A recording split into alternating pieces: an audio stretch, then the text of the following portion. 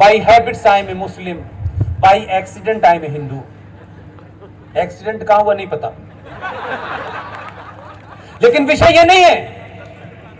आज जिन लोगों को, जिनके दादा परदादा जो भी हो, जो बाई एक्सीडेंट थे, उस परिवार के लोगों को मंदिर में जाने वाले बलात्कारी नजर आते थे। उनको इतनी चिढ़ थी कि सत्यम शिवम सुंदरम भारत के राष्ट्रीय न्यूज चैनल दूरदर्शन के ऊपर होता था। उन्हें इसमें भी कुछ हिंदुत्व नजर आया, उसको भी हटा दिया। लेकिन आपको और इस देश को अगर 500 साल तक इसी तरीके से सोच को मजबूत करके गए, तो जो इस चुनाव में एक अजीबोगरीब खेल हुआ है, लोग उसको इग्नोर कर रहे हैं। मैं कहता हूं, अगर इलेक्शन समझना है, सनातन की ताकत को समझना है, बिना हथियार उठाए भी आपने अपनी ताकत को कैसे दिखाया, उसका सिर्फ एक ही मैं उदाहरण देना चाहता हूं। अभी चुनाव में कोई ऐसी बात नहीं हो रही थी, किसी को नहीं पता था कौन जीतेगा कौन नहीं जीतेगा। एक साइलेंट रेवोल्यूशन हुआ इस देश के अंदर। कौन करोड़पति है, कौन जमीन पे बैठा है, उसके बीच की खाई इस देश में खामोशी से मिटी।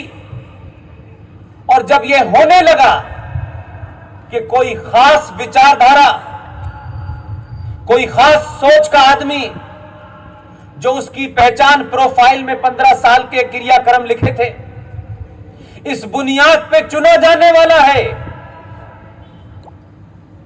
तो जिनके खानदान में लोग बाई एक्सीडेंट हिंदू थे, वो जनेऊ डाल रहे थे।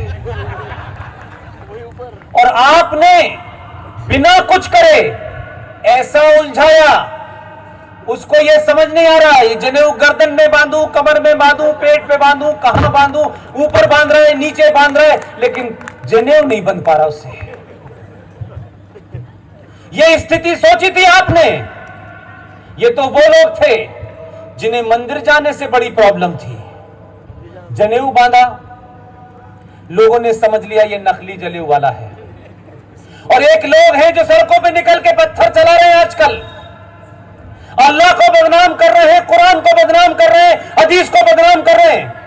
पूरी दुनिया में इस्लाम के साथ जो कुछ भी हो रहा है, वो उन मुसलमानों के कारण हो रहा है जो इस्लाम को बदनाम करने पे तुले हुए हैं और इस्लाम को अपने एजेंडे के लिए, उस किताब को अपने एजेंडे के लिए इस्तेमाल कर रहे हैं। उनकी ऐसी दशा कर दी कि जिन्हें फतवा देने का बहुत शौक था, इस बार फतवा जारी हो गया है, इनको वोट मिलना है।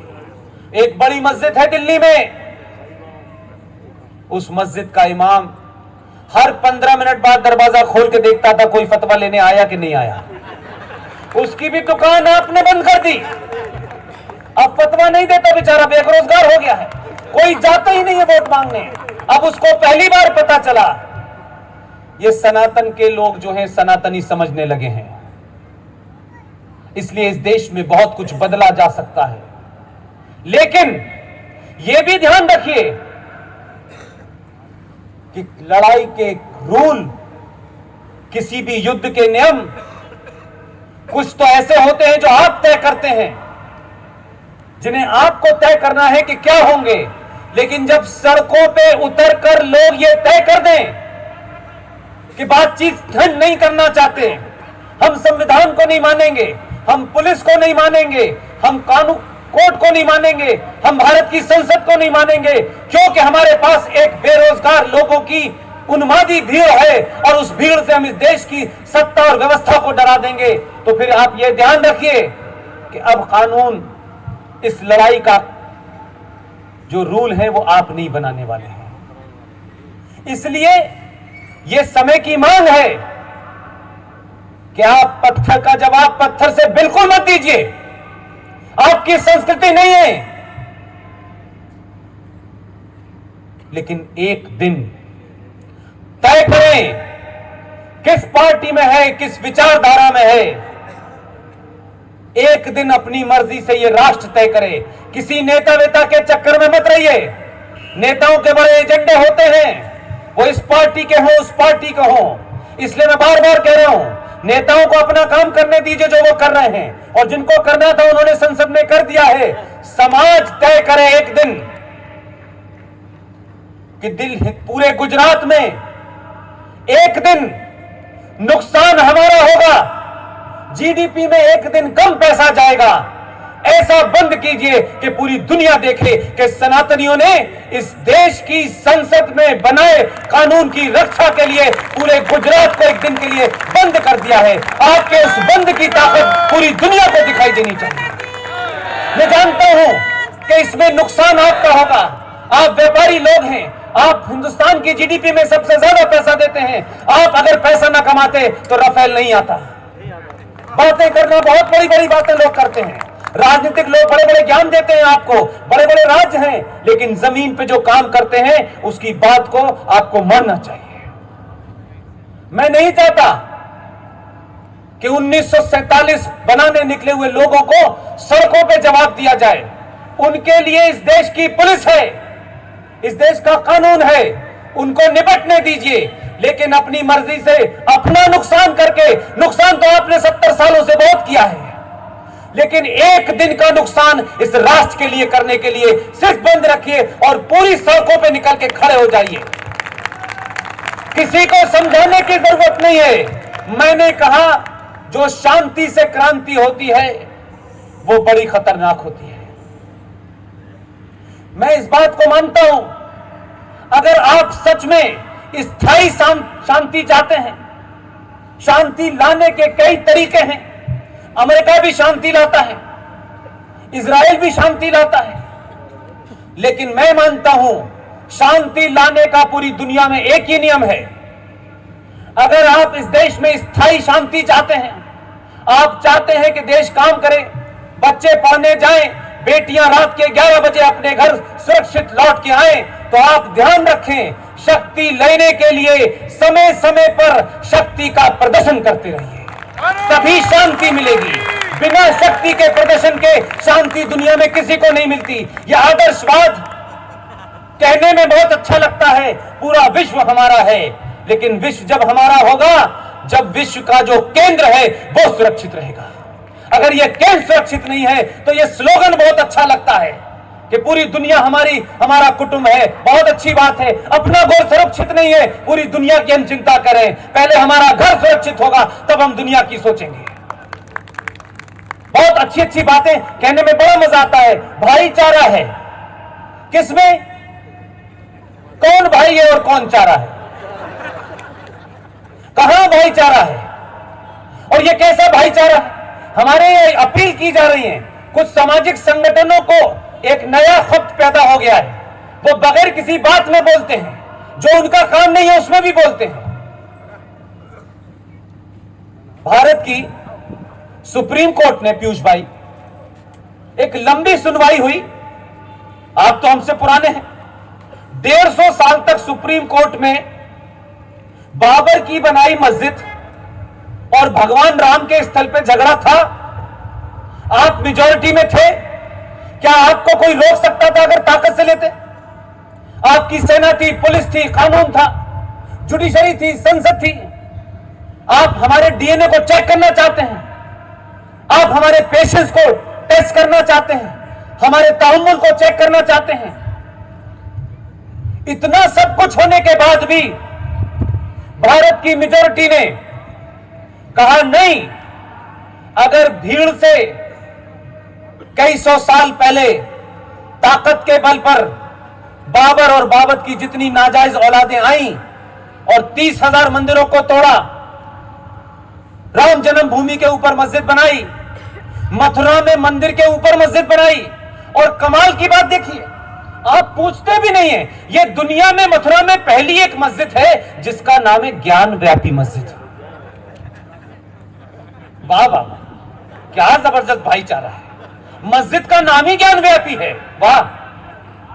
लेकिन उसके बावजूद भी इस देश की मेजॉरिटी की बनी हुई पुलिस उस विवादास्पद जगह की रक्षा करती है। इस भीड़ ने, जिसको शांत रहने की वजह से कुछ लोग कायर समझते हैं, कभी कोशिश नहीं की कि कानून हमारे हाथ में होना चाहिए, हमारी भीड़ है, हमारी गिनती है, हमारा देश है। यह सोच के इस देश की मेजॉरिटी ने कभी कुछ नहीं किया। उसके बावजूद भी 150 साल तक हम एक ऐसी अदालत से फैसला मांग रहे थे जिस अदालत के दुनिया में कहने ही क्या है, अद्भुत अदालत थी यह अदालत भारत की। मैं भारत की सुप्रीम कोर्ट को कोई उनकी इज्जत में कोई कमी नहीं करना चाहता, लेकिन कुछ बात तो होनी चाहिए। अगर सुप्रीम कोर्ट है तो यह भारत की सुप्रीम कोर्ट है, और भारत ने सुप्रीम कोर्ट को बनाया है कि सुप्रीम कोर्ट ने भारत को बनाया है। तो अगर सुप्रीम कोर्ट के ऊपर कोई बात कही जाए तो आप कंटेम्प्ट ऑफ कोर्ट से डराते हैं। भाई ऐसा क्या कर दिया हमने, क्या आप कंटेम्प्ट ऑफ कोर्ट की बात कहते हैं? आपको तो खुली चुनौती दिल्ली में दी गई कि अफजल गुरु हम शर्मिंदा हैं, तेरे कातिल जिंदा हैं। अफजल गुरु को फांसी भारत की सुप्रीम कोर्ट ने दी थी या मैंने और आपने दी थी? तो किसी ने कंटेम्प्ट ऑफ कोर्ट नहीं किया। लेकिन भारत की सुप्रीम कोर्ट ने पूरे दशहरा आया, दशहरा की 10 दिन की छुट्टी, दशहरा चला गया, दिवाली आई उसकी छुट्टी, और फिर जब कोर्ट खोली तो कहा बात करते हैं कि भगवान राम थे या नहीं थे। यह कमाल इस देश में ही हो सकता है। हमने तब भी अपना पेशेंस नहीं खोया। भगवान राम और बाबरी मस्जिद के बीच में जो मुकदमा चल रहा था, उसमें बाबरी मस्जिद का एक वकील, जो all India Muslim personal law board का, जो एक नाजायज बोर्ड है, जो एक एनजीओ है, उसने क्या कहा, हमारा इम्तिहान उतनी दूर तक मत लो कि हम तुम्हारे जैसे हो जाएं। हम कतई नहीं चाहते कि हम तुम्हारे नक्शे कदम पे चलें। उसने सुप्रीम कोर्ट में यह पूछा कि जो लोग राम मंदिर की बात कह रहे हैं और ये कहते हैं कि भगवान राम यहीं पैदा हुए थे, उनका डेट ऑफ बर्थ सर्टिफिकेट दिखाओ। यह बात कोई अगर उनके बारे में पूछ ले कि तेरा का मैरिज सर्टिफिकेट दिखाओ तो क्या होगा? तो फिर यह होगा, लीजिए साहब, हमारे मजहब में दखलंदाजी, हमारे मजहब की तौहीन। आपका मजहब आपका है, हमारा फेस सड़क का है। उसके बावजूद भी हमने कुछ नहीं कहा। सुप्रीम कोर्ट ने एक लंबी सुनवाई के बाद एक फैसला दिया। फैसले के बाद कमाल के लोग हैं, लोअर कोर्ट में लड़े, हाई कोर्ट में लड़े, सुप्रीम कोर्ट में लड़े, तब तक भाईचारा नहीं था। हम जीत गए तो हमसे कहा जा रहा है कुछ महाज्ञानी संस्थानों द्वारा, क्योंकि उनको लगता है कि बस अब हमें महान बनना है। 100 साल से महान नहीं बने अभी तक। वो हमसे कह रहे हैं कि आपको खुशी नहीं मनानी है। क्यों? कि हमें खुशी इसलिए नहीं मनानी है, ना कोई जीता है ना कोई हारा है। तो सुप्रीम कोर्ट में क्या मजाक कर रहे थे, ताश खेल रहे थे क्या?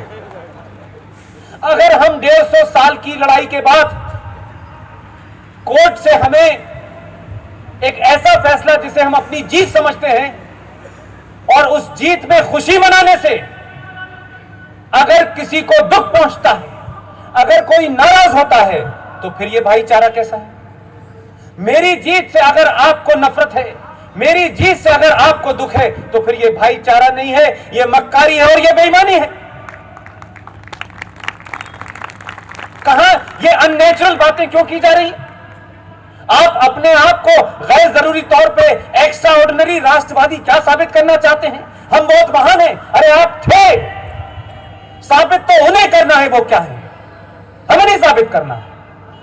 लिहाजा जब आप इस तरीके की बातें करते हैं तो लोग समझते हैं कि ये हमसे अभी भी डरते हैं। ये बात अलग है। बहुत समझाने के बाद इस समाज की चुप्पी ने बहुत बार कहा, और कभी कभी होता है कि हाथी चलता है जब कुत्ते भौंकते हैं, तो हाथी शायद उन्हें जवाब नहीं देता। तो कुत्ते भौंकते भौंकते हाथी के आगे भी आके भौंकने लगते हैं। उसको लगता है वो उसको रोक देंगे, और जितना वो इग्नोर करता है उतने जोर जोर से भौंकते हैं। कुछ लोगों ने इसे सच समझ लिया, उन्होंने कहा 15 मिनट दे दो।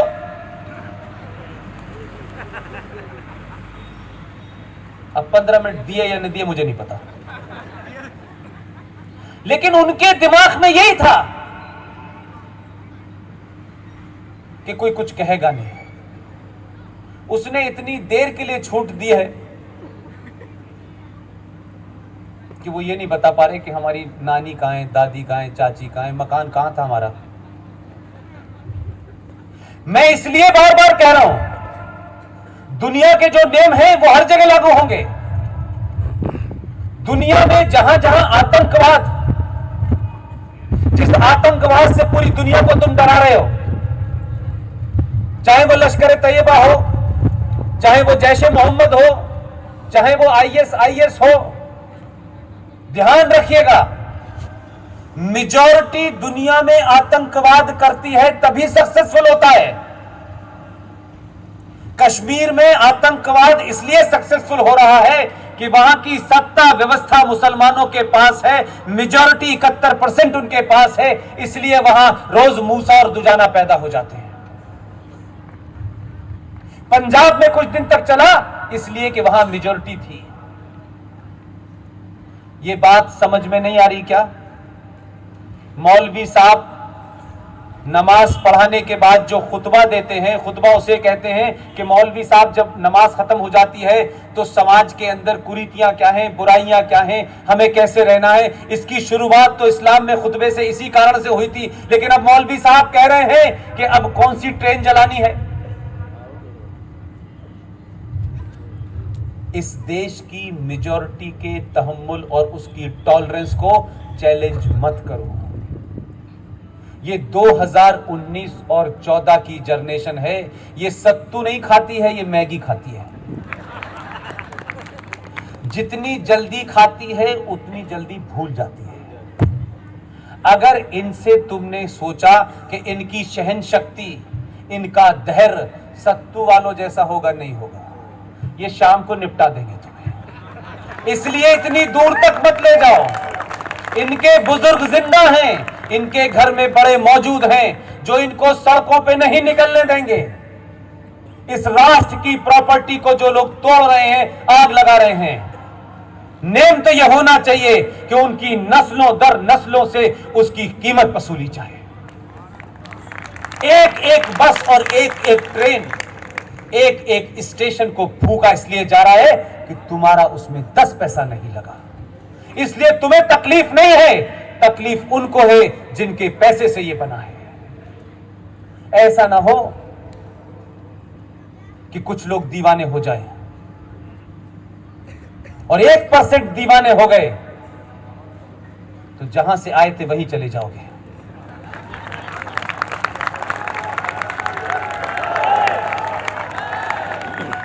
लिहाजा आप थोड़ी थोड़ी चीजों पे ध्यान दें। आप बिल्कुल भी इस बात के लिए चिंतित न हो। सिर्फ आपका एक ही काम है, आपने जिन्हें सत्ता पे बिठाया है, जिन्हें इन्हीं कामों के लिए तो बिठाया था, आपने सड़क बनाने के लिए बिठाया था। सड़क तो पहले भी बन रही थी। अगर वो आपकी कसौटी पे खड़े हैं तो आपका निजी लाभ हानि का कोई मतलब नहीं है। पूरी ताकत के साथ पूरी दुनिया में चिल्ला चिल्ला के बताता है वो कि मैं जब हाथ मिलाता हूं तो लोग मोदी से हाथ नहीं मिलाते, 130 करोड़ लोगों से हाथ मिलाते हैं। मैं कहता हूं ध्यान रखें, इसमें अमेंडमेंट कर लें। आप संविधान पे बैठे हैं, संविधान की आपने शपथ ली है। 130 करोड़ लोगों का हाथ नहीं समझते लोग, सिर्फ 90 करोड़ लोगों का हाथ समझते हैं। मैं बताऊं क्यों? मैं कोई बात बगैर तथ्यों के नहीं कहता। आपको यह बात पता है, भारत की पहचान क्या है पता है आपको? ताजमहल। ताजमहल भारत की पहचान है। बदलाव कैसे होता है? ये जो आज 2019 आप देख रहे हैं, ये दुनिया भर में लोग समझते हैं कि दौरे करने से सिर्फ काम हो जाता है। नहीं, वो एक हिस्सा है, एक हिस्सा है। मैं स्पिरिचुअल आदमी नहीं हूं। मेरी बैकग्राउंड के बारे में जगदीश भाई ने बहुत सारी बातें बताई हैं। मैं भी वहीं पैदा हुआ था जहां किताब थी। मैंने ज्यादा पढ़ ली है।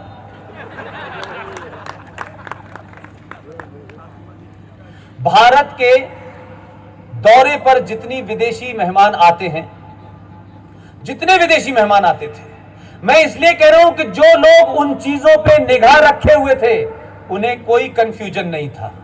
जो समझ रहे थे कि इससे क्या फर्क पड़ता है, मैं बताता हूं क्या फर्क पड़ता है। वो राष्ट्रपति रिटायर हो गए हैं, बहुत खाली टाइम है, इधर उधर जाते रहते हैं।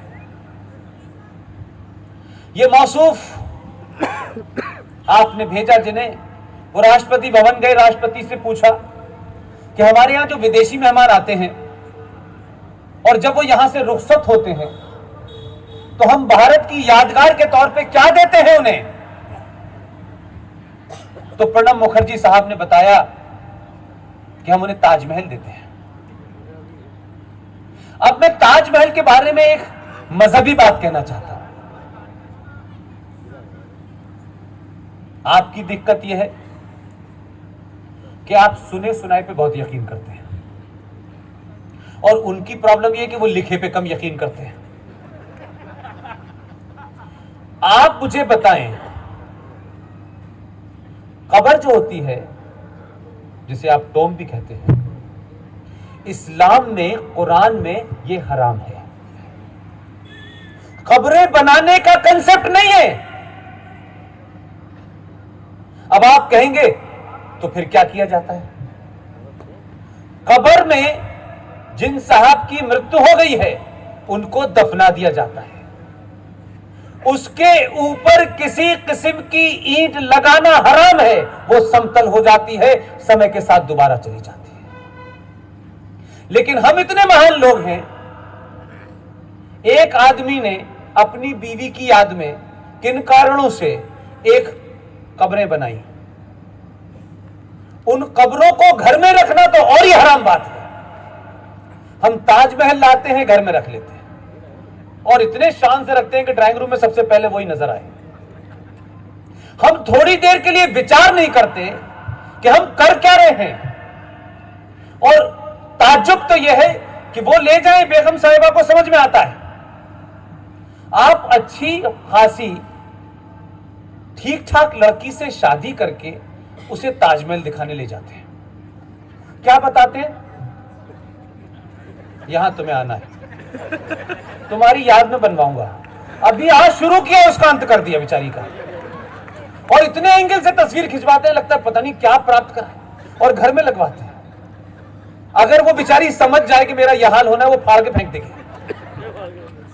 लेकिन भारत की संस्कृति को किस तरह से डिस्टॉर्ट किया गया, जो वो अदर सत्ता थी। मैं इसलिए अपनी बात कह करके वहां लाना चाहता हूं।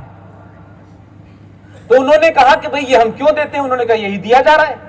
उन्होंने कहा क्यों दिया जा रहा है? कि यही परंपरा है। तो उन्होंने बंद कर दो।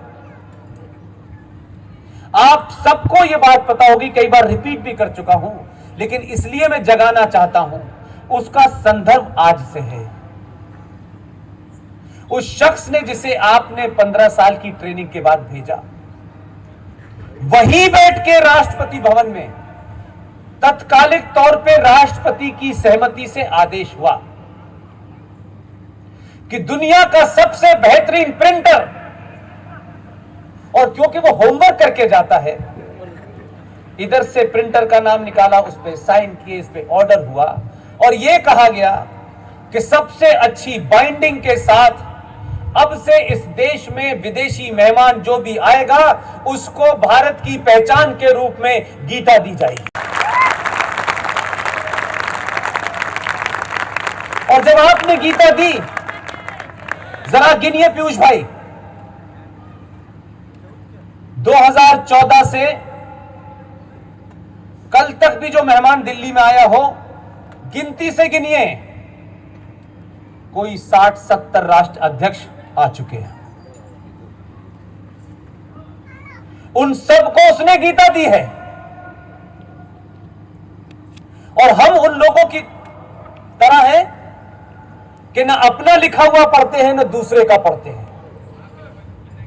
हम न दूसरे की लिखी किताबें पढ़ते हैं न जानने की कोशिश करते हैं, लेकिन दुनिया आपको 5000 साल पुराने सनातन से जानती है।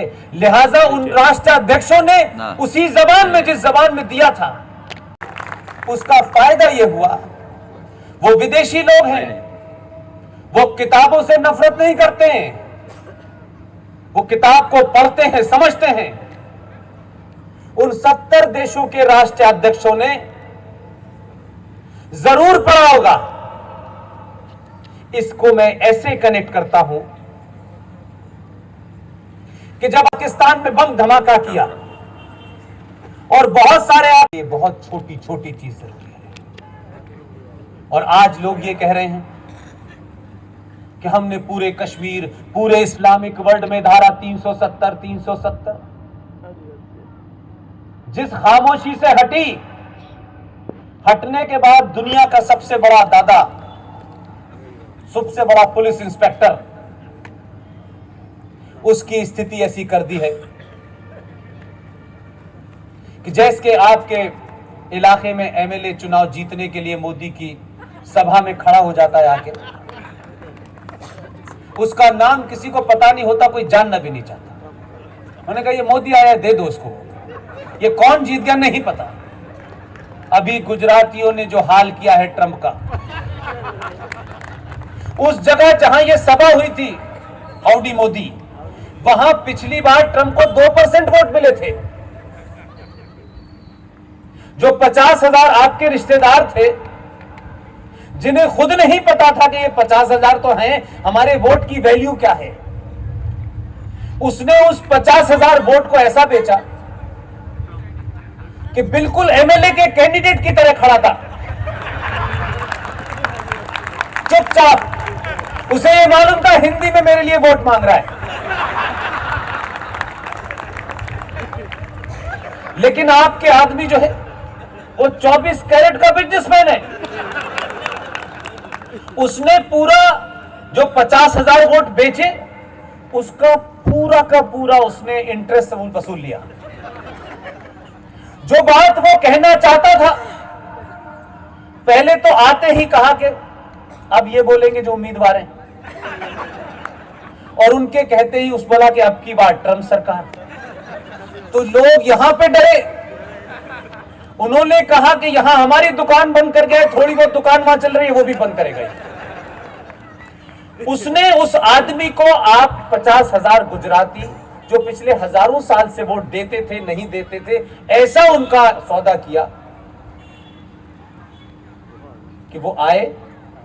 तो पहले तो उन्होंने कहा बड़े जोर से, ये जानते थे कि सौदा किस पे तय हुआ है। उसने कहा Jammu Kashmir is internal matter of India. उसने यहां कहा, पड़ोस में पता चला क्या हो गया, ये क्या हुआ भाई। वो बेचारा कह रहा है कि उम्मा समझते हैं आप, उम्मा इस्लाम में नेशन स्टेट का कंसेप्ट नहीं होता, राष्ट्र का कोई कंसेप्ट नहीं होता उनके यहां। उनके यहां होता है कि गुजरात की सभा में कोई मुसलमान हो और मंगल गिरे पे कोई मुसलमान चला गया हो, अगर उसको वहां ठंड लग रही है तो उसके ठंड की चिंता यहां सभा में बैठे वाले मुसलमान को होगी। उसको इसकी चिंता नहीं होगी कि जो हम वतन लोग हैं, अगर वो रामलाल है तो उसकी चिंता का विषय नहीं है कि रामलाल को ठंड लगेगी। चिंता यह है कि मंगल ग्रह पे जो बैठा, इसलिए इस नेशन का कंसेप्ट नहीं होता उनके यहां उम्मा का कंसेप्ट होता है कि जो जहां रह रहा है, जो प्रॉफिट मोहम्मद साहब को मानता है, इस्लाम को मानता है, हम सब ब्रादर हैं, भाई हैं। लिहाजा उसने कहा टेलीविजन पे आके पड़ोसी मुल्क के प्राइम मिनिस्टर ने, इसने ऐसे हालात कर दिए कि जो हमारी उम्मा थी, जो 57 मुल्क थे, जो सिर्फ कश्मीर कश्मीर पे हमारी बात सुनते थे वो भी नहीं सुन रहे। और हमने तो पूरी दुनिया में से बदनाम किया कि 2002 में इसने हजारों मुसलमानों का कत्ल किया, चिल्ला चिल्ला के बदनाम किया। अब वही इस्लामिक देशों में से 57 में से 9 जो देश थे उनका सर्वोच्च सम्मान ले चुका है। अब उसकी समझ में नहीं आ रहा पड़ोसी की यह सम्मान 2002 के लिए दिया गया है कि किसी और चीज के लिए दिया गया है। उन्हें लगता है यही है असली अल्लाह का भेजा हुआ फरिश्ता कि जितनी कुरीतियां इस्लाम में यही दूर करेगा, हम तो कर नहीं रहे। तो आपका काम उसने बाद में किया, पहले निकाह हलाला खत्म कर दिया। लिहाजा उसी शख्स ने जब यह खड़े होकर बोला तो आपकी ताकत और 70 देशों में गीता पढ़ ली जिन राष्ट्र अध्यक्षों ने, जो इसके बैकग्राउंड को हम तो थोड़ा ही थोड़ा जानते हैं, वो नीला कुर्ता पहनता है, पीला कुर्ता पहनता है, जो दुनिया की ताकतें होती हैं वो नस्ल दर नस्ल उसकी एनालिसिस करती हैं, तब राय बनाती हैं। हमारे यहां तो सरनेम से लोग राय बनाते हैं। अब उनका सरनेम भी काम नहीं आ रहा, इसका तो कोई सरनेम ही समझ में नहीं आ रहा किसी के, है क्या इसका। उसके बाद में जब कश्मीर पे उसने अपनी बात कह ली तो जो दूसरी बात तय हुई वो नीचे आके खड़े हो गए गुजरातियों के साथ में और जोर से बोला। वो जैसे ही उसने ये कहा कि भारत और अमेरिका मिलकर के इस्लामिक आतंकवाद का मुकाबला करेंगे, काफी सारे लोगों को लगा ये क्या हो गया, भारत भी मिलकर करेगा। अब तक तो ये अकेला कर रहा था। और 50,000 गुजरातियों ने 5 मिनट खड़े होकर के जो स्टैंडिंग ओवेशन दिया, आपके साहब ने भी ताली बजाई, लोग डर गए। उसने कहा ये तो 2-3 मिनट ताली बजा रहा है, हमें जिंदगी भर ताली बजानी पड़ेगी। हमारी हालत इसने खड़े खड़े ताली बजाने जैसी कर दी। तो समाज में, देश में बदलाव सिर्फ इससे नहीं होता है कि आप बहुत विचार अच्छे रखते हैं, उस विचारधारा की जहां जरूरत है वहां विचार रखिए, जहां ताकत की जरूरत है वहां ताकत दिखाइए, जहां ज्ञान की जरूरत है वहां ज्ञान दिखाइए, जहां आदर्श की जरूरत है वहां आदर्श दिखाइए। ऐसा नहीं होगा कि हम हर वक्त रामायण का जिक्र करेंगे। अगर घर को संस्कारिक रखना है, घर में मान मर्यादा बरकरार रखनी है तो रामायण पढ़िए, और जिनको देश चलाना है उन्हें गीता पढ़ने दीजिए। दोनों को मिक्स मत कीजिए, दोनों की अलग अलग भूमिका है, दोनों में अलग अलग कार्य हैं। ऐसा नहीं हो सकता कि हर जगह आप भावनाओं से काम लेंगे। भावनाओं में बहते हुए हमने देश के प्रधानमंत्री को रोते हुए भी देखा है, और हमने इतना सख्त भी देखा है। जब देश की बात आई तो उससे ज्यादा सख्त कोई नहीं है। लिहाजा आप तमाम सारे लोग और जो लोग मेरी इस आवाज तक सुन रहे हैं, और देश भर में तमाम सारे लोग, हम सब भी कोशिश कर रहे हैं कि जनवरी के पहले हफ्ते में हम दिल्ली के अंदर, चाहे मैं हूं, सुशील पंडित साहब हो, मेजर जनरल जीडी बख्शी हो, हम सब लोग इसी तरीके की एक सभा दिल्ली में कैसे हो, बिना किसी से पैसे लिए हो, बिना किसी राजनीतिक दल की मदद के हो, बिना किसी विचारधारा के साथ हो, सिर्फ उसमें राष्ट्रवादी हो, एक बड़ी सभा हम अगले हफ्ते दिल्ली में करने जा रहे हैं। हमारा किसी को हिलाना, हम यह बताना चाहते हैं कि राष्ट्र को आज समाज की जरूरत है। जो लोग सरकारों का काम था सरकार ने कर दिया है, जो समाज का काम था उसे समाज को करना चाहिए। अब अगर मगर नहीं होनी चाहिए, मेरा तेरा नहीं होना चाहिए, पूरी ताकत से दुनिया को नजर आना चाहिए कि जो फैसला संसद में लिया गया है पूरा देश उसके साथ खड़ा है। सिर्फ सड़कों पे निकलने से दुनिया आपको देखेगी, फेसबुक और ट्विटर पे नहीं देखेगी। एक एक दिन, एक एक लम्हा इंपॉर्टेंट है। आप मत समझिए कि सब कुछ उनकी जिम्मेदारी है। वो जो कर रहे हैं वो वही कर रहे हैं जिसके लिए आपने चुना है। लेकिन इस देश को जो लोग तोड़ रहे हैं उनसे कोई हिंसा आपको नहीं करनी। इस देश की सुरक्षा व्यवस्था उनसे निपटेगी, आज नहीं तो कल, कल नहीं तो परसों। आप देखेंगे कि जो इधर दौड़ रहे थे वो इधर दौड़ने लगे। थोड़े दिन की बात है, इसलिए कमजोर पुलिस को मत समझिए। पुलिस सरकार का हुक्म बजा रही है, इसलिए अहमदाबाद की सड़कों पे मैंने पुलिस को दौड़ाते दौड़ाते मारते सीन देखे हैं। सीलमपुरी में पुलिस वालों को मारते देखा है। उत्तर प्रदेश में 58 पुलिस वालों के गोली लगी है। आपने स्टेशन के स्टेशन जला दिए हैं। आप ये ध्यान रखिएगा, पुलिस को मैंडेट इस बात का नहीं मिला है कि आपको कीर्तन करना है। पुलिस को जब हुक्म मिलेगा तो कौन किधर होगा पता नहीं चलेगा। लेकिन समाज की जिम्मेदारी है, समाज की जिम्मेदारी है। दुनिया को, इस देश में जो कुछ भी हो रहा है, कुछ लोगों को बुरा लगता होगा, लेकिन भारत की संसद ने खुले में पूरे देश के सामने एक एक मुद्दे पे बहस, एक एक सवाल का जवाब देने के बाद एक बिल पास किया, उसको कानून बनाया। अब ये भारत का कानून है, किसी सरकार का नहीं है, और दुनिया की कोई ताकत किसी डर से इस कानून को वापस नहीं करवा सकती। ये गलतफहमी निकाल दें। इसलिए मैंने कहा अपना काम करें। देश के, राष्ट्र के साथ खड़े होने के लिए हजारों सालों से नुकसान सहा है, एक दिन का नुकसान सहिएगा। लेकिन ये नुकसान जो आज आप सहेंगे, ये आने वाली जनरेशन के लिए बहुत इंपॉर्टेंट होगा। ये तय करेगा कि आपकी आने वाली नस्ल बुर्के में रहेगी, टोपी में रहेगी या तिलक में रहेगी। ये ध्यान रखिएगा। ये आज की छोटी सी घटना जिसे आप इग्नोर कर रहे हैं, ऐसे ही इग्नोर 1947 में की थी। ऐसे ही महान बहुत सारे हिस्टोरियन, बहुत सारे तथाकथित बुद्धिजीवी उस वक्त भी सड़कों पे आ गए थे, उस वक्त भी ये बड़ी बड़ी बातें कर रहे थे। लेकिन क्यों? क्योंकि जिन्होंने हिस्सा मांगा था, जिन्होंने मजहब के नाम पे मुल्क बनाया था, उनके खिलाफ बोल नहीं पाए। ये ध्यान रहे। उसमें से बड़े सारे हिस्टोरियन, सरकारी हिस्टोरियन, अवार्ड वाले हिस्टोरियन बड़े बड़े तर्क दे रहे हैं,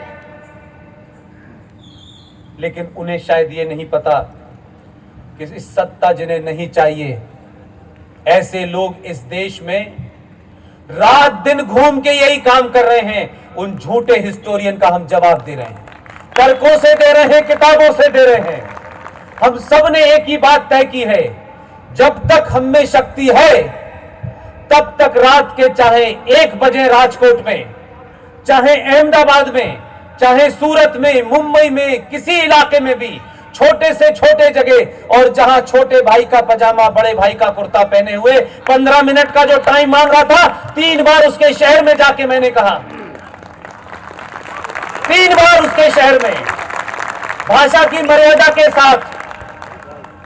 ये 2019 का भारत है, गलती मत करना। ये बहुत शौक हो गया इस देश में बहुत सारे लोगों को, भारत तेरे टुकड़े होंगे इंशाल्लाह इंशाल्लाह। ध्यान रखें, ये डिजिटल दौर है। कहने वाला कौन है, कराने वाला कौन है, ये सबको पता है। ये बहुत दिन नई जनरेशन मेरी और आपकी बात सुन के रुक नहीं जाएगी। जो इस राष्ट्र के टुकड़े करना चाहते हैं, ये 2019 का भारत है, ये राष्ट्र उनके टुकड़े कर देगा। मैं बात इसलिए यकीन से कह रहा हूं, पिछले 3 साल में सभाओं के अंदर, इस YouTube के माध्यम से, इस डिजिटल मीडिया के माध्यम से लोग किस हद तक पागल हैं इसका अंदाजा नहीं है। मैं रात के 4-4 बजे तक उनके जवाब पढ़ता हूं, उनके सवाल सुनता हूं। लोगों में किस कदर गुस्सा है। लोग समझते हैं कि राष्ट्रवाद पे किसी का ठेका है। जिसके पास कुछ नहीं है वही सबसे ताकत के साथ राष्ट्र के साथ खड़ा हुआ है। जिसके पास जरा सी सुविधाएं हैं वो अपनी सुविधाओं को बचाने में लगा हुआ है। हम तो अमेरिका चले जाएंगे, क्या फर्क पड़ता है। अमेरिका में अब जाने का वक्त नहीं है। ये मुल्क अमेरिका की तरफ बढ़ रहा है, और पाकिस्तान और बांग्लादेश को और अफगानिस्तान को, जिनकी सरकारों को बड़ी परेशानी हो रही है, मैंने अब उनको ट्वीट भी किया। कई मेरे मित्र हैं वहां पाकिस्तान में, उनसे मैंने कहा, अगर ईमानदार हो, इस्लाम के मानने वाले हो, तो जिस किस्म का कानून भारत में ये हिंदूवादी सरकार लाई है, बकौल तुम्हारे, पाकिस्तान में भी सिटीजन अमेंडमेंट बिल आना चाहिए और वो खुल के करे कि पूरे भारत में 33 करोड़ मुसलमानों में से किसी एक के साथ, मजहब के साथ, उनके साथ परसिक्यूशन हुआ है, उत्पीड़न हुआ है, पाकिस्तान उसे अपनी नागरिकता देगा। कह के दिखाओ। और एक भी मुसलमान जिसका ईमान पक्का है, यह बात अलग है कि जुमे का दिन जो मुकद्दस दिन होता है, जो ज्यादा पवित्र दिन होता है, जिस दिन अजान और नमाज लंबी पढ़ी जाती है, ज्यादा कलमे पढ़े जाते हैं, तुम्हें शर्म नहीं आती? तुम जुमे की नमाज जामा मस्जिद से पढ़ते हो और हिंदुस्तान के खिलाफ नारे लगाने के लिए वो दिन चुनते हो। तुम उनकी उन भावनाओं से खेलते हो। तुम्हारे अंदर दम नहीं है कि तुम कॉल दो कि इतवार के दिन लोग आए। तुम मस्जिद का इस्तेमाल करते हो और अपना प्ले कार्ड पे लिखते हो कि हम जिंदा कौम हैं, हमारा ईमान बाकी है। तुम्हारा ईमान तुम्हें मुबारक, लेकिन तुम्हारा ईमान उस दिन मर गया था जिस दिन प्रॉफिट मोहम्मद साहब के दामाद की फजर की नमाज सुबह 4:30 बजे मस्जिद में तुमने कत्ल किया था। हम उनके साथ हैं, हम अली के साथ हैं, हम बेबी फातिमा के साथ हैं, हम प्रॉफिट मोहम्मद के साथ हैं। हम उनके साथ नहीं हैं जिन्होंने प्रॉफिट मोहम्मद साहब के खानदान का कत्ल किया था। हम उनके साथ कतई नहीं है। और हम इसलिए हैं कि हमारा माजी, हमारा इतिहास मिटा नहीं है। हम क्यों हैं, आपको इस बात को जानना चाहिए और किसी इंफिनिटी कॉम्प्लेक्स के शिकार नहीं होना चाहिए। हम किस सभ्यता को मानते हैं, यह तय यही होगा। अभी बताता हूं आपको। सिंध का एक राजा था, आखिरी राजा दाहिर सेन, हिंदू राजा था सिंध का। यह घटना कोई मुनाफिक नहीं बताता है। कहते हम ईमान वाले हैं। ईमान वाले होते तो ये चौराहे चौराहे पर पूरी दुनिया में इस्लाम के नाम पर जो कबूल हो रहा है, जो इस्लाम के नाम पे कब्लो गारत हो रही है, जो खूनंदेजी हो रही है, इस्लाम को बदनाम किया जा रहा है, पूरी दुनिया में तुमने इस्लाम का चेहरा आतंकवादी बना दिया है। तुम्हारा ईमान तो बहुत पहले मर चुका है। तुम ईमान का सहारा लेकर के उन लोगों को डरा रहे हो जो खामोश रहते हैं, जो चुप रहते हैं। राजा दाहिर सेन जो हिंदू राजा था, ये बात नहीं बताई गई। हाथ पकड़ के पूछिएगा, ये किसको मार रहे हैं, ये किसको खत्म करने की बात कर रहे हैं, ये किन लोगों को 29% से 1.5% आपने किया है? राजा दाहिर सेन ने प्रॉफिट मोहम्मद सल्लल्लाहु अलैहि वसल्लम जब उनके दामाद का कत्ल हुआ मस्जिद में, उनकी बेटी फातिमा को घर में आग लगा के जलते दरवाजे से मार दिया गया। उनके नवासों को करबला के मैदान में पानी नहीं दिया गया, उनको मार दिया गया। उस वक्त प्रॉफिट मोहम्मद के खानदान में जो भी बचा, नवासों के नवासे बचे, राजा दाहिर सेन ने अपने किले में सबको शरण दी। लेकिन मेरा अफसोस यह है, यह बात मैं खुले मन से इसलिए कह रहा हूं कि इसमें कोई ऐसी बात नहीं है जिससे मुकरना पड़े मुझे। एक आदमी था बिन कासिम। कौन था ये? उसने राजा दाहिर के ऊपर चढ़ाई की, किले में चढ़ाई की। राजा दाहिर का पूरा परिवार मोहम्मद साहब के नवासों को बचाता हुआ मारा गया। उस मोहम्मद बिन कासिम ने प्रॉफिट मोहम्मद के खानदान के बचे हुए लोगों को मारा, उनका कत्ल किया। और वो मोहम्मद बिन कासिम पाकिस्तान का हीरो है। हमने इतने साल पहले जब तुमको होश भी नहीं था, हमने तब भी सनातनी होने का अपना परिचय दिया और आज भी दे रहे हैं। जो पाकिस्तान ने हिंदुओं के साथ, सिखों के साथ किया, हमने इस मुल्क में किसी मुसलमान के साथ ऐसा नहीं किया। और अगर कभी गलती से किसी गलत गफलत में, किसी बुलावे में, किसी उकसावे में अगर किसी मुसलमान के साथ नाइंसाफी हो गई हो, इस देश का मेजॉरिटी समाज उसके साथ खड़ा हो गया। लेकिन हमने नहीं देखा एक अखलाक नाम का आदमी, किसी गलतफहमी में कुछ हिंदुओं ने उसे मारा, मैं उसको जस्टिफाई नहीं करता।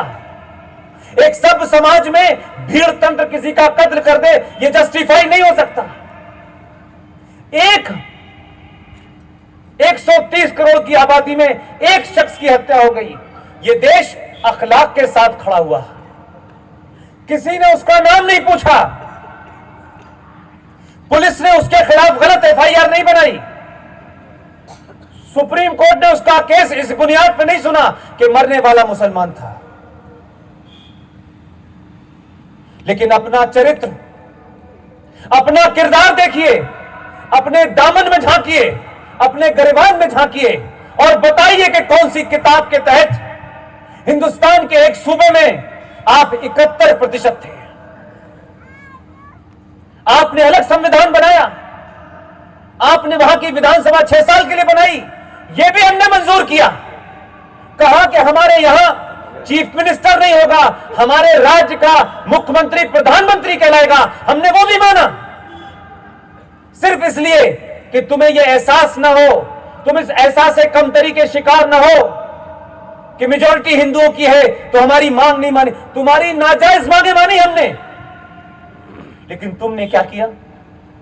इसलिए मैं कह रहा हूं तुलनात्मक अध्ययन होना चाहिए। आपने क्या किया? हजारों लाखों लोग मारे गए, हजारों लाखों लोगों को शरण दी गई। आप कितने जहरीले एंटी हिंदू थे, इसका प्रमाण देना चाहता हूं मैं। इसलिए मैं कह रहा हूं कोई 1000 साल पुरानी स्थिति नहीं है कि आपको कहीं जाना पड़े, सब कुछ मौजूद है। और इस सभा में जो बैठा हो, जो कुछ भी मैं कह रहा हूं उसको किसी जगह किसी तर्क की, किसी लॉजिक की, किसी किताब, किसी की संविधान की जरूरत पड़े तो मुझे रात के 2 बजे भी फोन कर दीजिएगा। मैं इसलिए दूंगा ताकि कल कोई आपको सामने झूठ बोल के ना निकल जाए। मैं यहां इसलिए नहीं आया हूं कि मुझे बहुत सारे लोगों से ताली बजवानी है। मैं आप सबके जहन में जो कंफ्यूजन है, जो इंफिनिटी कॉम्प्लेक्स है, जो इंटेलेक्चुअल बैंकरप्सी है, आप तर्कों पे इतने मजबूत हो, आप इंटेलेक्चुअली इतने स्ट्रांग हो कि जब आप बात करें तो पूरे सीना ठोक के बात करें और जो बात कहें उसको प्रूफ करें। जम्मू कश्मीर में 71% मुसलमान थे, संविधान भी तुम्हारा था, विधानसभा भी तुम्हारी थी, विधानसभा में मेजॉरिटी भी तुम्हारी थी, निजाम भी तुम्हारा था। तुमने दिल्ली की सरकारों को बौना बना बना के ऐसे कानून बनवाए जो एंटी हिंदू थे। तुम्हारा दिल नहीं भरा, दिल नहीं भरा तुम्हारा। तुमने इस्लाम का नाम लेके, कुरान की आयतों का इस्तेमाल करके, मस्जिदों का इस्तेमाल करके, तुमने जम्मू कश्मीर, जो कश्मीर कश्यप ऋषि के नाम से जाना जाता है, उस कश्यप ऋषि के मूल वंशजों को, कश्मीरी हिंदू पंडितों को मस्जिदों से नारे लगा लगा करके, उनकी धर्म और फेथ की वजह से, उनकी आइडेंटिटी की वजह से पूरी सत्ता और व्यवस्था ने उस राज्य से बनने वाला पहले मुसलमान गृह मंत्री ने शपथ लेने के 45 दिन के अंदर जम्मू कश्मीर में तमाम वो लोग जो फारूक अब्दुल्ला हो, उमर अब्दुल्ला हो, महबूबा हो, मुफ्ती, सबने मिलके पहला गृह मंत्री बना। वो गृह मंत्री जिसपे 1986 में दिल्ली के अंदर, यूपी के अंदर जब रामलला का ताला खुला तो पूरे देश में कोई घटना नहीं घटी, लेकिन यह देश अपनी इग्नोरेंस की वजह से आज इस मुकाम पे बैठा है। उस रामलला का ताला खुला जिसमें किसी का हमारा कोई हाथ नहीं था। कोर्ट ने खुलवाया। जम्मू कश्मीर में 500 मंदिर तोड़े गए, यह रिपोर्ट बाहर नहीं आनी थी। और आपने शपथ ली 2 दिसंबर को, सत्ता पे बैठे, गृह मंत्री बने, मात्र 3 साल 86 में आपने मंदिरों को तोड़वाया, 89 में आप भारत के गृह मंत्री बने। हमने तब भी सवाल नहीं उठाया, हमने तब भी यह सवाल नहीं किया कि भाई ये गृह मंत्री मुसलमान है, देश के खिलाफ कोई काम करेगा। हमने कहा इसने शपथ ले ली है और जिसने शपथ ले ली है वो देश के साथ गद्दारी नहीं कर सकता। लेकिन उसने क्या किया? शपथ लेने के 45 दिन के अंदर ही दुनिया का सबसे बड़ा पलायन, मूल निवासियों की अपनी धरती से, अपनी पहचान से, अपने रंग से, अपने फेथ से, अपनी किताब से आपने चुन चुन कर ऐसे ऐसे नारे लगे हैं। ये नारे कोई 30 साल पुराने हैं, 3000 साल पुराने नहीं हैं। हमारे बड़े सारे मित्र मीडिया में हैं, सब कुछ है, लेकिन आपने जानने की कोशिश नहीं की, आपने गरेबान नहीं पकड़ा। बार बार किताब का सहारा लेके कहते हो कि किसी एक आदमी का कत्ल इंसानियत का कत्ल है। तुमने जम्मू कश्मीर में जहां तुम्हारी सत्ता व्यवस्था थी, तुमने कश्यप ऋषि के वंशजों को, उनका कोई कसूर नहीं था, उन्होंने किसी का मर्डर नहीं किया था, उन्होंने रेप नहीं किया था, उन्होंने लूटा नहीं था, सिर्फ आपको नफरत हिंदू से थी। 5.5 लाख कश्मीरी हिंदू पंडितों को उनकी पहचान, उनकी आइडेंटिटी, उनके फेथ, उनके आस्थाओं के चलते मस्जिदों से नारे लगाए गए। नारे क्या थे? हमें कश्मीर चाहिए, कश्मीरी पंडित मर्दों के बगैर और कश्मीरी पंडित औरतों के साथ। दीवार पे लिखी हुई किताबों के नारे लिखे हुए हैं, आप लोग सब पढ़ सकते हैं। आपने उनके 2500 लोगों को इस तरह मारा है कि उन्होंने रिस्पॉन्ड ही नहीं किया बेचारों ने। हजारों औरतों को आपने अस्मित लूटी, हजारों बच्चों को आपने मारा, उनका कोई कसूर ही नहीं था। उनको इस बात का इल्म ही नहीं था कि ये तो कई सालों से यहां रह रहे हैं, ऐसा क्यों करेंगे। और ऐसी भयानक कहानियां हैं कि जो बहुत इंसानियत का ठेका लेके घूम रहे हैं, बार बार इधर उधर की किताबें पढ़ा रहे हैं, उनको पता चले कि आप ये जानते हैं। आपने जब ये किया तो ना तो गुजरात का कोई मुसलमान और ना ही महाराष्ट्र का कोई मुसलमान, चाहे वो दाढ़ी वाला था, अल्लाह वाला था, चाहे पढ़ा लिखा था, एक्टर था, कंडक्टर था, डायरेक्टर था, जो भी था, एक मुसलमान इस देश में मुझे बता दीजिए। 1980 दौर से मैं इस प्रोफेशन में था, एक मुसलमान नहीं मिला मुझे इस देश के अंदर। आसाम से लेकर कन्याकुमारी तक नहीं मिला कि किसी ने यह खड़े होकर के कहने की हिम्मत रखी हो कि आप मेजॉरिटी में थे। इन मुसलमानों ने, आपने इन हिंदू कश्मीरी पंडितों को क्यों मारा? क्यों उन्हें उनकी मूल जमीन से बाहर भागने पे मजबूर कर दिया? हजारों बच्चों का रेप किया, मर्डर किया। एक मुसलमान तो खड़े होकर इस देश में कहता कि ये इस्लाम के खिलाफ काम हुआ है, मैं अपनी जान दे दूंगा, कश्मीर में जाके पंडितों को बचाऊंगा। हम अखलाक के लिए पूरा देश खड़ा हो गया। 5.5 लाख कश्मीरी हिंदू पंडित, जिसमें से 85 मेरे नजदीक है, सुशील पंडित और ललित अंबरदार उसी में से हैं। गली गली, मोहल्ले मोहल्ले अपने जीवन को कैसे स्थापित करें, पूरी नस्ल खत्म हो रही है उनके पास कुछ बचा नहीं है, उनके पास अपनी पहचान नहीं बची है, उनके पास अब उनकी जनरेशन आगे बढ़े इसके रास्ते बंद हो गए हैं। कैसे स्ट्रगल करके वो अब जिंदा हैं, लेकिन एक नहीं मिला। तो है नागरिकता लेने का है, नागरिकता लेने का है। वो बार बार कह रहा है ये नागरिकता देने का है, लेने का अगली बार लाऊंगा। अगर जिद पूरी मुश्किल हो जाएगी, इनको समझने में थोड़ा समय लगेगा कि ये खुद ही अपने आप को नहीं समझते हैं। ये कहते हैं उसके बाद करते हैं। इसलिए मैं बार बार कहता हूं, मजाक मजाक में यह समझ लो कि नेहरू जी जा चुके हैं। यह समझ लो कि जिस धरती ने गांधी को भेजा था, हम सब राष्ट्रपिता को राष्ट्रपिता मानते हैं, उनकी शान में गुस्ताखी नहीं होनी चाहिए। वो अच्छे थे बुरे थे, उन पे क्या टिप्पणी हो सकती है, नहीं टिप्पणी हो सकती है, उन पे चर्चा हो सकती है, लेकिन हम सब उनको राष्ट्रपिता मानते हैं, पूरी इज्जत करते हैं।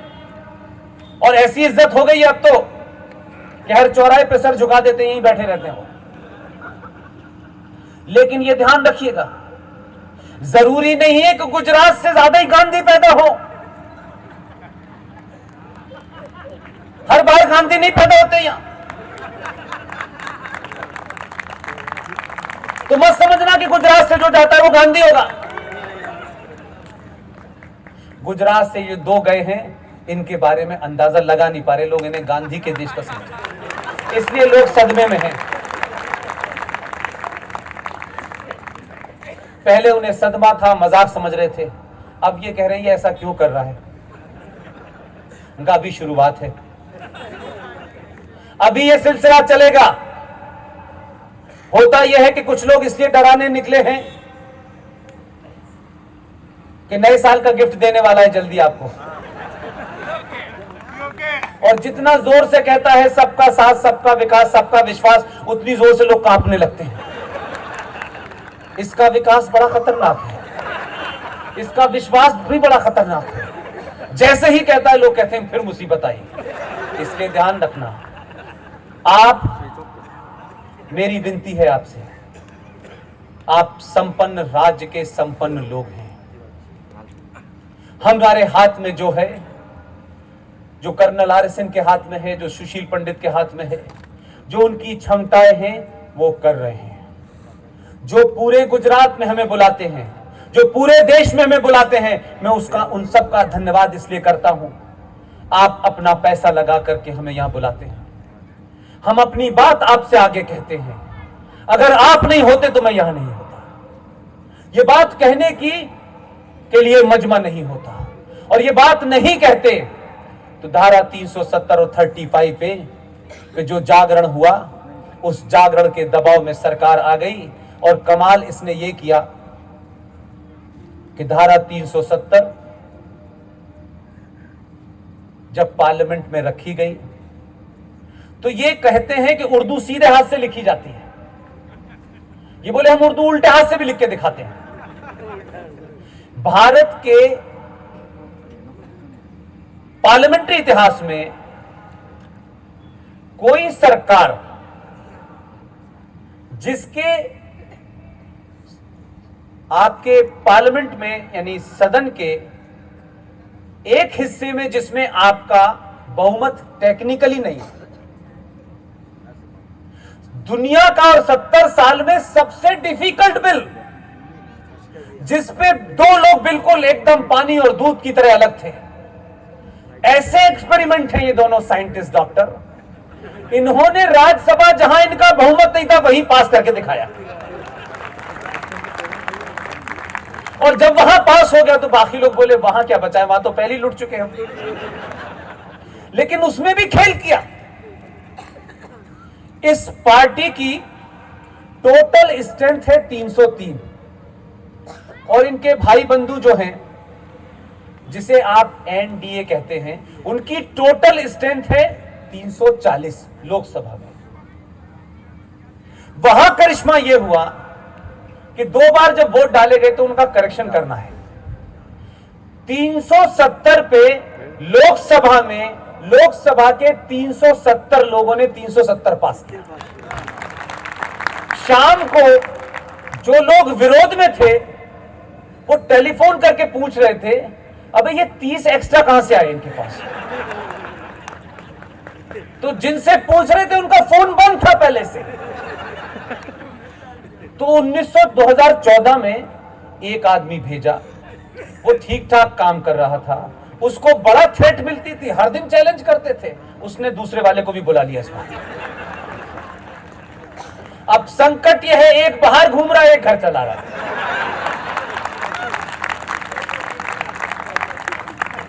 तो अगर ये राष्ट्र ठीक से चल रहा है और ये घर ठीक से चल रहा है, तो जब पीयूष भाई जैसा जो गुजरात का इतना बड़ा उद्योगपति हो, हमारे दोस्त हैं, हमें भाई की तरह मानते हैं, ये अलग बात है, लेकिन अगर रात के 12:30 बजे एक इतना बड़ा उद्योगपति, और बहुत से लोग होंगे जिन्हें मैं नहीं जानता, अगर इस बात को सुनने के लिए यहां आए हैं, तो जो सड़क पे पत्थर फेंक रहे हैं उन्हें पता चल जाना चाहिए कि यह देश बदल गया है।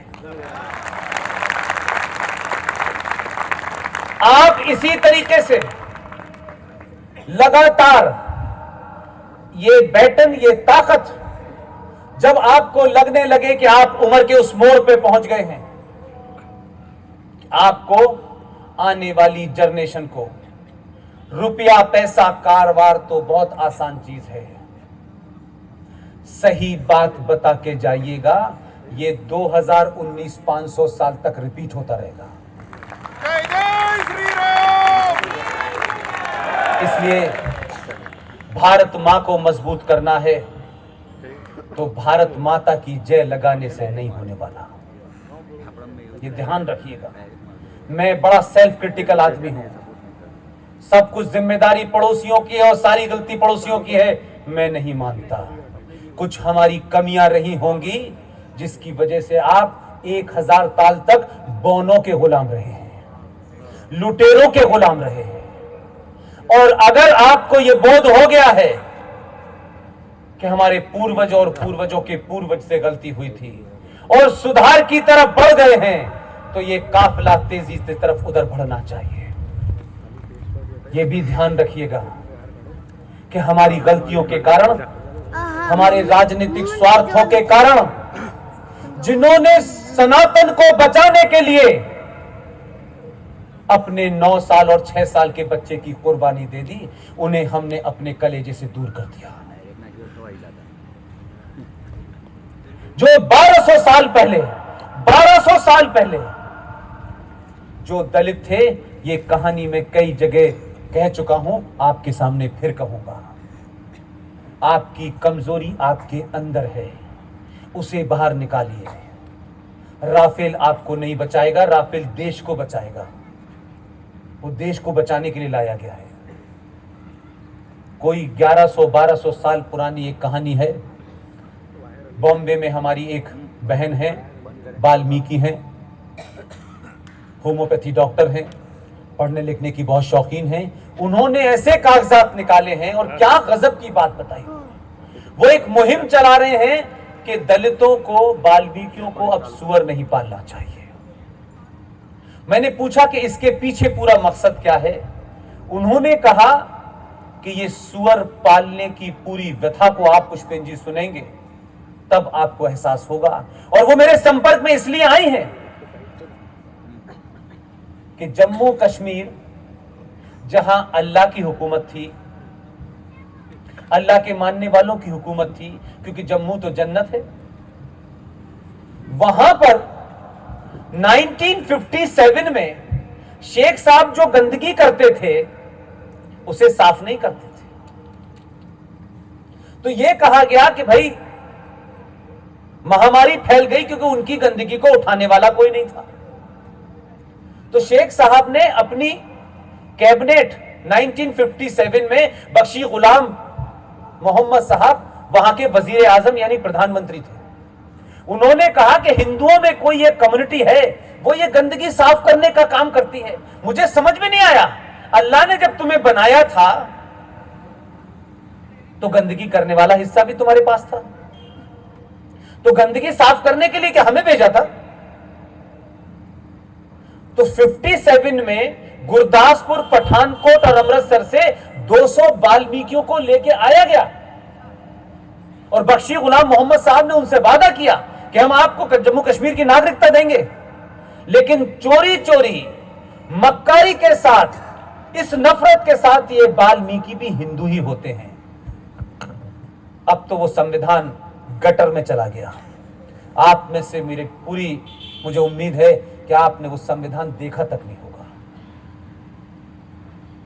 उस संविधान की आखिरी कॉपी मेरे पास है। उस संविधान में बख्शी, गुलाम मोहम्मद ये बड़े बड़े नाम के हिस्से थे।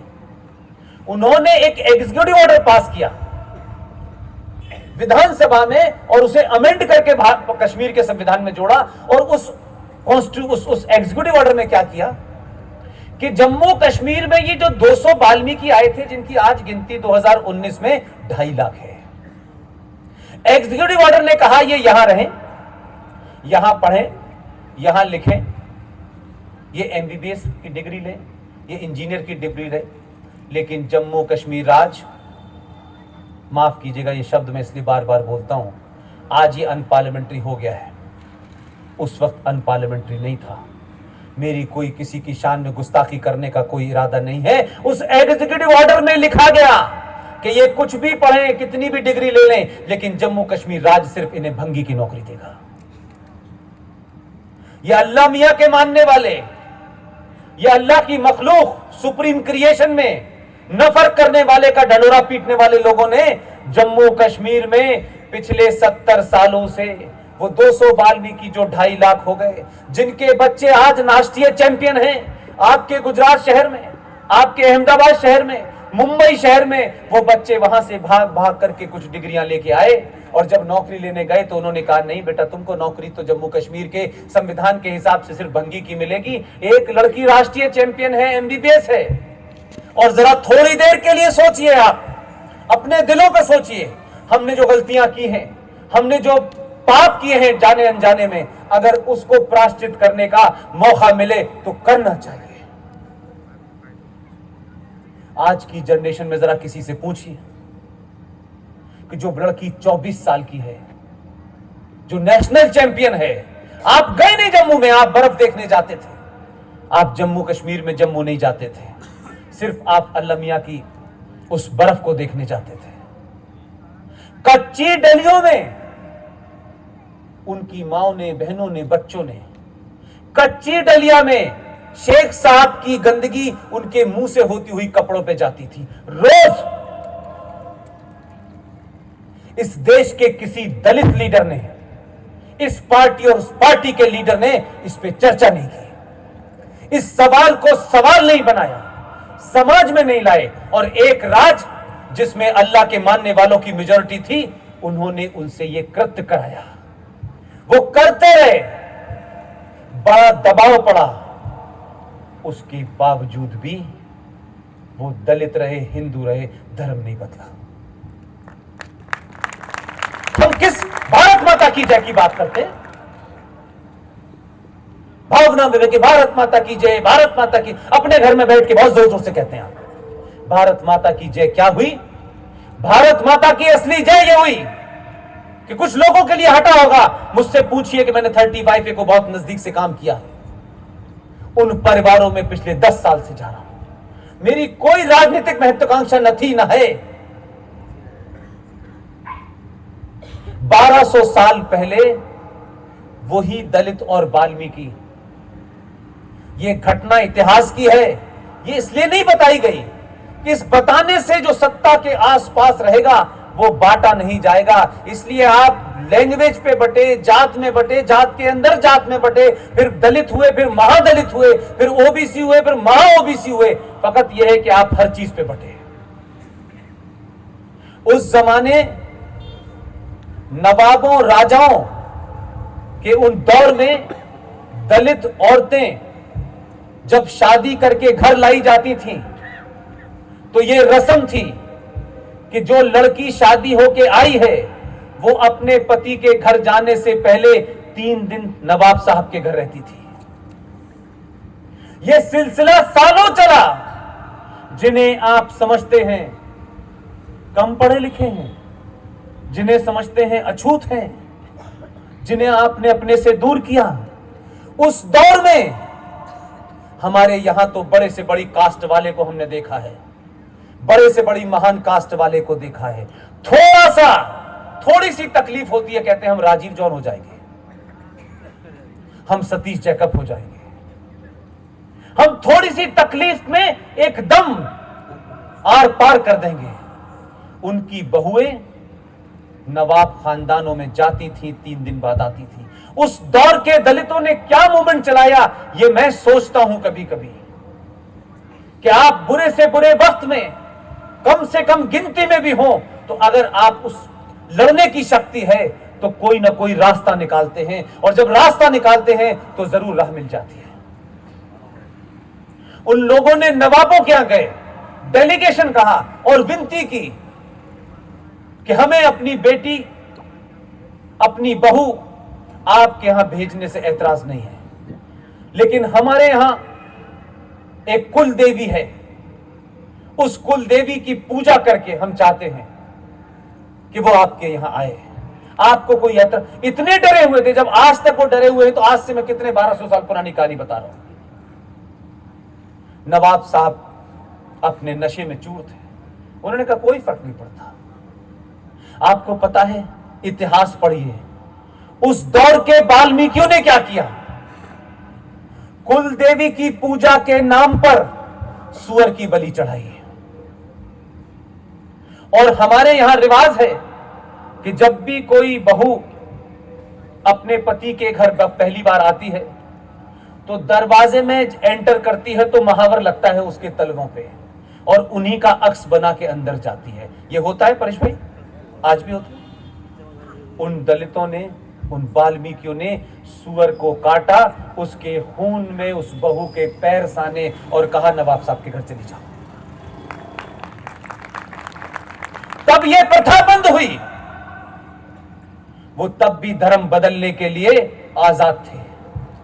धर्म बदलते सब बदल जाता, लेकिन जम्मू कश्मीर में इनका धर्म नहीं बदलने दिया गया कि कराची के अखबार और पाकिस्तान के अखबार और आप बांग्लादेश के अखबार नहीं पढ़ते हैं, सिर्फ अपने देश के अखबार पढ़ते हैं, और वो भी वर्नाकुलर प्रेस के।